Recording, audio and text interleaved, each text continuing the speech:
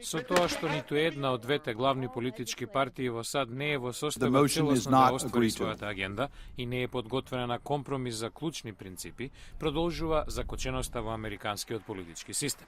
Последните 2 години во Сенатот беа поднесени повеќе процедурални потези за блокирање на легислативи отколку во 19-тиот и 20-тиот век заедно. Норман Орнстейн е искусен политички аналитичар. I've been in Washington for 41 years. Во Вашингтон сум 41 година и будно ја следам политиката во Конгресот. Досега немам видено вакво нешто. Обама го започна председателскиот мандат ветувајќи консензус и промена на честопати токсичниот политички тон во Вашингтон. Но повеќето од неговите легислативни успеси се случија во услови на речиси едногласно противење на републиканците, проследено со едни од најжестоките реторики со децении.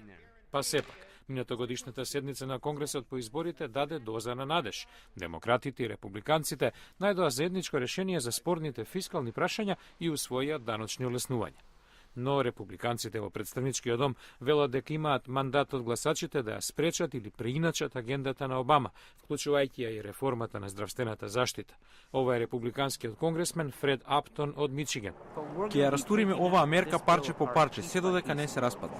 Не така брзо, вели лидерот на демократското мнозинство во Сенатот. The Republicans have to understand. Републиканците треба да разберат дека законот за реформи во здравството нема да биде укинат.